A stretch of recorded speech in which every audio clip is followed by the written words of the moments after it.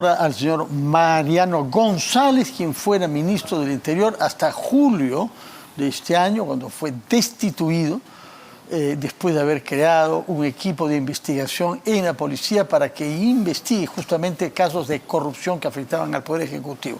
Yo recuerdo que el mismo día en que se anunció, vía tweet me parece su salida, usted vino a RPP y nos dijo que el gobierno entraba en su fase terminal y que esta decisión, junto a otras, debían ser interpretadas en el contexto de una lucha a fondo por la impunidad frente a la corrupción.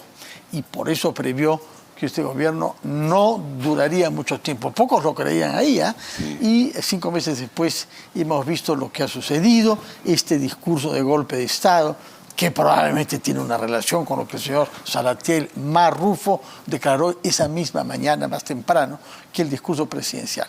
¿Cómo evalúa el momento en que estamos viviendo ahora, 13 días después de la llegada a la presidencia de Dina Boluarte?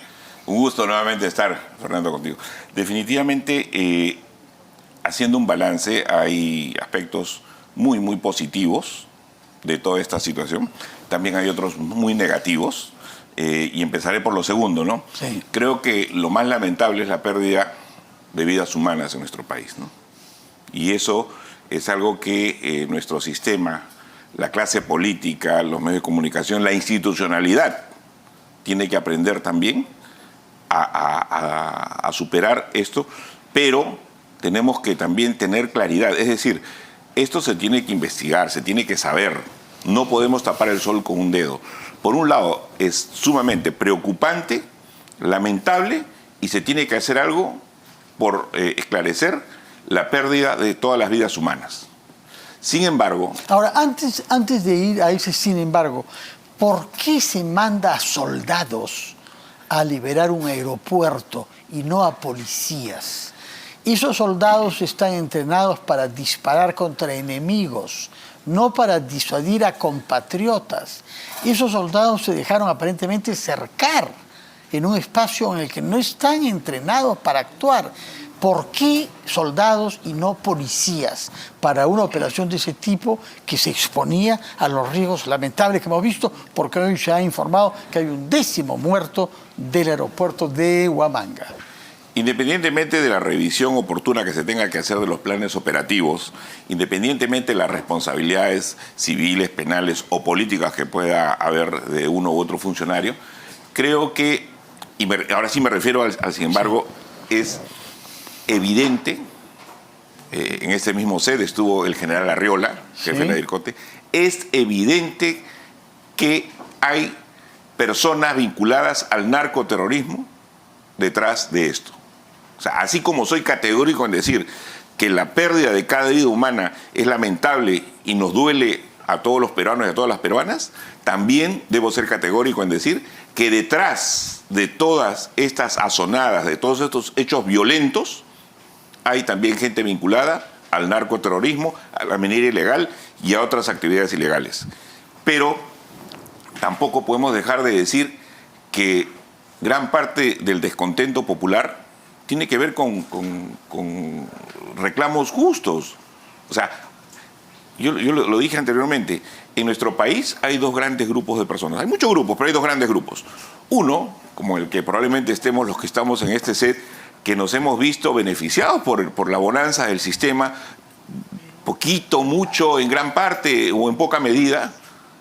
Y hay otro gran grupo de personas en nuestro país que siguen discriminados, que siguen olvidados, que el Estado no llega a ellos. Que son los que se manifiestan. Que no tienen servicios básicos. Permítame, por favor, antes de seguir con su análisis, ir al Congreso un instante donde elecciones constitucionales. Señor Mariano González, retomamos nuestra conversación. Usted nos ha hablado de las cosas buenas que hay en este gobierno y de las cosas malas. ¿En qué estado se halla la inteligencia en el Perú? Porque parte de las sazonadas violentas que se han producido parecen haber tomado nuestros servicios de inteligencia desprevenidos. Justamente uno de los graves problemas que tenía la inteligencia era que tanto en la DINI como en la DIGIMIN, en el momento de las protestas y de todos estos lamentables hechos, se encontraban en funciones funcionarios que venían del régimen de Castillo. Como el señor Barrantes, el señor Barrantes jefe de la DINI. en la DINI. Pero ¿por qué se le ha preservado tantos días después de la caída de Pedro Castillo que lo nombró? Sí, y no nos olvidemos la posición política conocida que tiene Barrantes. Lo que sucede es que creo que los cambios, digamos, tomaron más tiempo quizá del que se debió dar, ¿no? Entonces, se demoró un poco la presidenta en nombrar a los ministros y obviamente pues ese cambio dependía de la PCM, ¿no? Hoy creo que ya cambiaron hace algunos días de jefe de la DINI, está el señor Liendo, que él, independientemente coronel del ejército, y de sus ideas políticas y todo, pero es un hombre de la comunidad de inteligencia, ¿no? Entonces, y sí conoce, obviamente, de inteligencia, ¿no? De acuerdo. Esperemos que las cosas no se repitan. ¿Cómo anda la inteligencia en la policía? Ahí sí, digamos, estamos frente a un problema, porque todavía falta. Y hay algo que me sorprende. Hay funcionarios que participaron cerca a Willy Huerta y a Pedro Castillo, obstruyendo el funcionamiento del equipo especial, obstruyendo las investigaciones que se venían realizando, y algunos de esos funcionarios han sido ratificados o promovidos. Un caso concreto, por ejemplo, el ex viceministro de Willy Huerta, el saliente ministro del Interior lo nombró jefe de gabinete, ¿no? El señor Gamarra. El viceministro de Willy Huerta, que además tiene una denuncia por el equipo especial, por la fiscal Marita Barreto, termina siendo premiado con el nuevo ministro como jefe de gabinete. Obviamente, esto nos va diciendo que al interior del sistema todavía persisten algunos funcionarios. Ahora, los funcionarios pueden mantenerse, es verdad, si son tecnócratas, ¿no? Pero cuando son funcionarios como que de confianza o más políticos o han tenido que ver con el manejo, digamos, de hechos de obstrucción, yo creo que sí es recomendable, pues, que no continúen, ¿no? Verdaderamente. Usted conoce bien al ministro de Defensa, Jorge Chávez Cresta. Claro lo que hemos sí. recibido acá muchas oportunidades. Sí. Es un hombre que se ha desempeñado con mucha eficiencia cuando fue jefe de INDECI también y ha sido ministro de Defensa ya. Así es. ¿Qué prioridades debe fijarse? Conozco a Jorge Chávez Cresta desde hace muy buen tiempo. Además, fue parte de mi equipo de gestión también cuando yo fui ministro de Defensa, ¿no? Entonces, y ha ido, digamos, progresando en su carrera política después de haber sido un general del ejército y tiene bastante experiencia. Abogado también, ¿eh? Además, abogado, Sí. claro que sí. Entonces, y con un expertise también en gestión pública, ¿no? Entonces, es una persona que sin duda le va a poner, creo yo, dinamismo al sector, ¿no? Entonces, ¿Con qué prioridades? yo creo que la prioridad hoy, tanto para Interior y Defensa, es mirar con mucha atención lo que va a pasar con todo los materiales. Por ejemplo, en el tema del parque aeromotor. ¿Qué va a pasar con nuestros helicópteros? Por ejemplo, cuando se terminen los repuestos, si la gran mayoría de helicópteros Rusos. son de fabricación rusa.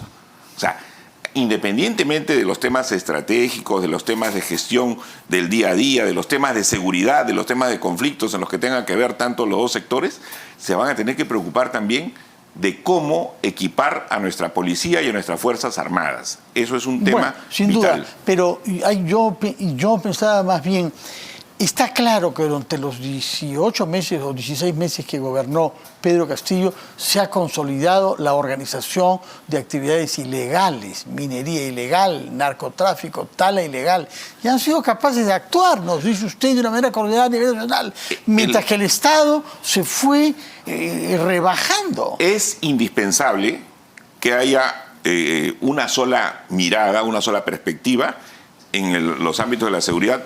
Por ejemplo, en el Ministerio del Interior, en el Ministerio de Defensa, en la DINI, en Devida, son órganos que, si bien es cierto, cada uno tiene una función específica distinta. Uno es el órgano rector de inteligencia, el otro de la lucha contra las drogas, el otro de la seguridad y el orden interno, el otro tiene que ver con la defensa nacional, pero todos están comprendidos dentro de un gran ámbito que es la seguridad y la defensa e inteligencia. Por lo tanto, necesitamos que se sienten los líderes de cada sector y de cada entidad a la que me he referido, del ámbito de la seguridad, a conversar y encontrar puntos de coincidencia y hacer sinergias para que puedan trabajar y que fluya. No puede ser que en temas de erradicación estemos mirando hacia un lado, en temas de inteligencia mirando hacia otro lado, por supuesto y en que temas de orden interno hacia se otro lado. entiende que para eso hay un presidente del Consejo de Ministros que por lo demás ha sido ministro de Defensa y viceministro del Interior, de manera Así que es. ambas carteras las conozco. Esperemos que el señor Otárola